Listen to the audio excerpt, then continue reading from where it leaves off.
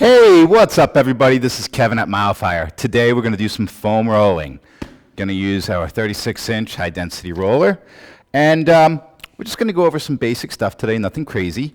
And basically what my belief in the foam rolling is, one of the theories that I really believe, is that we're just, focusing on the nerve receptors. So some people think it's myofascial release. No, it's more we're stimulating that nervous system. We're telling those nerve receptors it's time to work, loosen up. Brain and nerves and muscles are starting to talk. So that's what I believe is really happening. And there's a lot of people who believe that theory as well. A lot of people in the sports performance world. Again, not really so much as myofascial release, but more nervous system stimulation. So that's what I want you to think of. So we're just going to go over a bunch of different things. First move I like to kneel right on top of the roller. I like to wiggle back and forth right on that patella ligament. And if you see, my feet are going back and forth. Wiggle, wiggle, wiggle. Now, trying to get some space behind that kneecap. Some of you who have crunchy, grindy, chondritis-y type knees, this may help that a little bit. And I wiggle around, and I'm going to spend about 30 seconds on each thing that we're doing. So, wiggle, wiggle, wiggle. And again, this feels really good. The next movement we're going to do, we're going to roll the tibialis, muscle that runs on the front of that shin. Anterior tibialis. So that's going to help with ankle and plantar flexion. Ugh. Brain's not working 100% yet there. We're getting there, waking up, along with my muscles. All right, so now we're going to go into our tibialis. So this one's a little bit more difficult, a little bit more challenging. So I stabilize using my upper body, obviously. I get that roller right on that shin. A lot of you are going to be in a lot of pain when you do this. And you're going to wiggle around side to side. The upper camera, you can probably see a little bit better of what I'm doing. I'm just going to wiggle, wiggle, move up and down. Again, we are just stimulating that nervous system, getting ready for some work.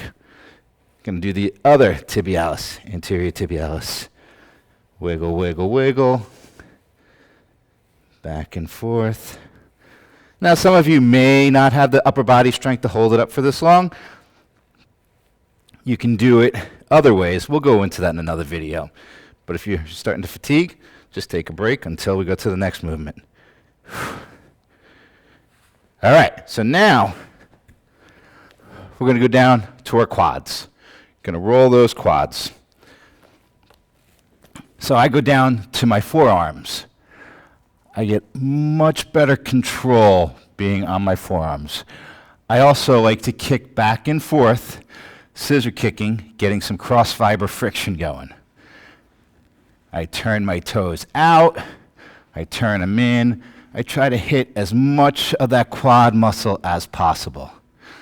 Back and forth. Top of that kneecap, all the way up the hip. Another thing I like to do, a little pin and stretch. So I start up by the patella, by that kneecap. And I sit here, then I kick my butt. So we're pinning down on that muscle. We're kicking, stretching that muscle, opening up. If there's anything really stuck, this may be breaking it up.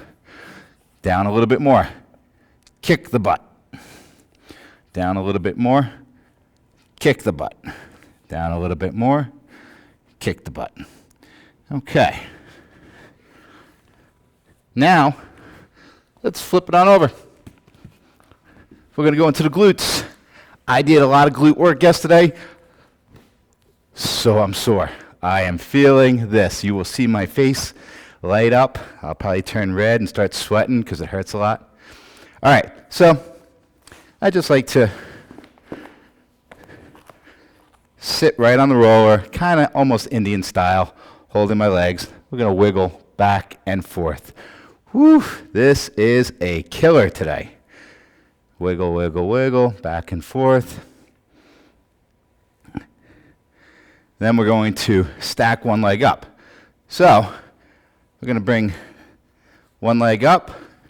We're going to lean on, I'm starting with my right glute, so I raise my right leg on top of my left knee.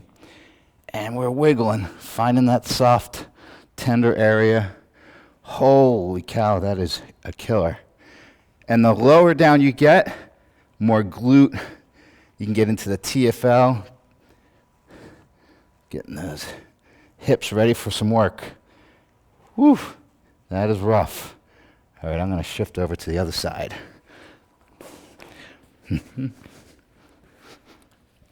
Oh, this side's worse. Holy mackerel. Whew, that is intense. Again, we're getting that nervous system working. Getting the brain, those nerve receptors talking to each other, telling those muscles to loosen up. Holy cow. Yeah, this is no joke today. Oh, like I say, the lower you get, the more deep into the hip, glute medius, minimus, TFL. Oh, man. All right. Enough of that. Now I'm going to go into those hamstrings. So, again, I like to do some cross fiber friction, wiggle those legs back and forth, get some scissor kicks going, back and forth. That's it.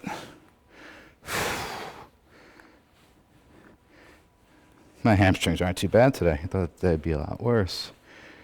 My adductors are going to be interesting today. All right, let's move it to those calves. So, I like to, again, wiggle back and forth, get some cross fiber friction going. And I keep my butt on the ground as I wiggle, slide up and down. Get those calves moving. A lot of ankle rotation I do here, in and out. I just change it up. Yeah, these are feeling it. I've been doing a lot of incline walking on the treadmill, trying to get my calves. You guys will know my story about my calves in no time, my little babies. Trying to get them bigger. I'm going to do it. Okay, I'm going to stack up the calf. Lifting up my body a little bit more, getting a little deeper. Whew. Off to the side, or what are called your peroneal muscles. Get these guys as well. Oh, yeah. Again, anybody who has hip issues, that could also be coming from your ankles. Ankle mobility is incredibly important. When you don't have a lot of ankle mobility, it affects the body, especially in performance. So people who have a hard time squatting, could be your ankle mobility that's really holding you up. I need to do a whole series on ankle mobility for everybody. That's going to be coming in the future. All right. Next thing we're going to do, we're going to be getting into the hip flexor. That's psoas, iliopsoas, those muscles that go from the deep hip and they go to your lumbar spine. A lot of you who have lower back pain, it's probably coming from your hip flexors. That's psoas, iliopsoas. When you're sitting, you're constantly staying tight. So we're going to open up these hips. So the way we do it, really important, you do exactly how I do this. Don't deviate, do exactly what I'm saying. Okay, roller under your legs, feet flat on the ground like this. We're going to lift our hips up, bringing that roller to our sacrum, basically our S1, L5 disc joint. And I'm just going to sit here for a few seconds. I'm wiggling side to side on that sacrum. This feels nice. And you can shift up and down. There's so much happening in that sacrum. There's so much connective tissue. There's muscles. Everything is like inserting and just, there's a lot going on there. This feels really good. So I'm just going to sit here for another second or two. All right, so the next thing that we're going to do, I'm going to start with my right leg. I'm going to pull my right leg into my chest.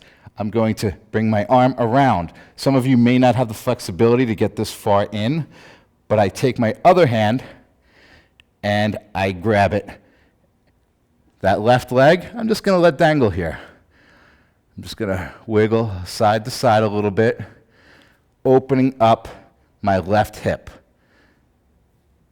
So the muscle that's being worked is on my left side, that hip flexor, rectus femoris. And when we do this, I want you to bring your leg in by bending at the knee. I don't want you to bring the leg straight up because that will activate your hip flexor a little bit too much. I want to try to keep it minimally activated. We're just trying to open up that hip. Okay, let's change it up. So really important when we change it up, bring both legs into your chest, change the hand. I grab my other hand like this, grab that wrist.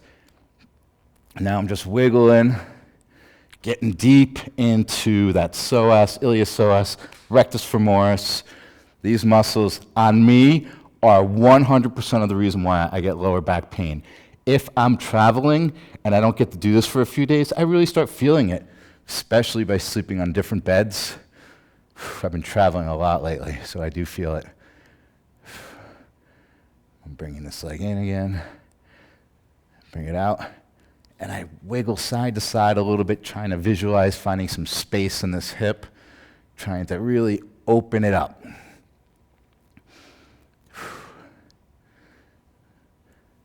Okay, now I'm just going to oscillate. I'm going to alternate my legs back and forth. That's one. Just going to go like this. Like I say, bend in the knee. Don't bring that leg up straight. Let's go back and forth a few more times. Some of you are going to feel popping and clicking when you do this. It's okay. Don't let that scare you. It's normal for most people, especially when this is the first time you do it.